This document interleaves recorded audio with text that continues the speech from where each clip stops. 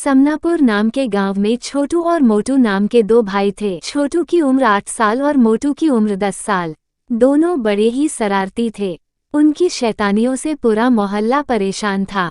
माता पिता रात दिन इसी चिंता में खोए रहते हैं कि आज पता नहीं कि वे दोनों कौन कौन सी शरारतें करेंगे।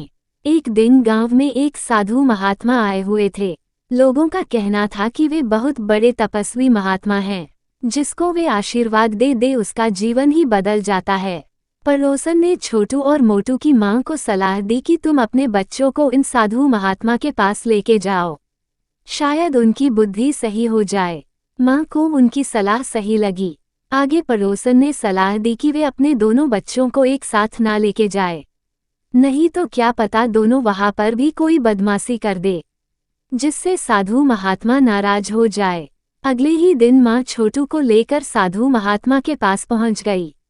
साधु ने छोटू को अपने सामने बुलाया और मां को बाहर जाकर इंतजार करने को कहा। साधु ने छोटू से पूछा, बेटे तुम भगवान को जानते हो ना?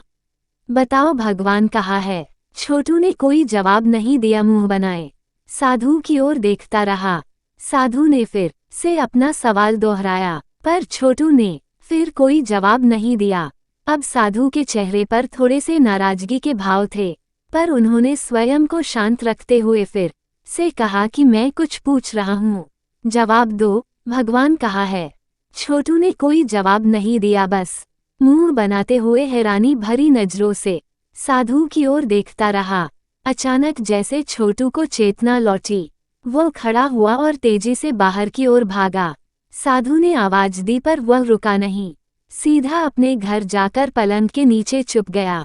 बड़ा भाई जो घर पर ही था, मोटू ने उसे छुपते हुए देखा तो पूछा, क्या हुआ, छुप क्यों रहे हो?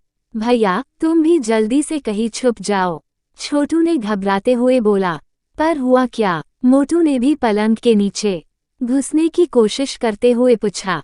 अब की बार हम बहुत ही बड़ी मुसीबत में फंस गई हैं। भगवान कहीं गुम हो गए हैं और लोग समझ रहे हैं कि इसमें हमारा हाथ है। कहानी कैसी लगी कमेंट्स करके जरूर बताएं। कहानी अच्छी लगी हो तो लाइक और शेयर जरूर करें। आगे भी इसी तरह की कहानी सुनने के लिए चैनल को सब्सक्राइब करें। Thank you for watching video.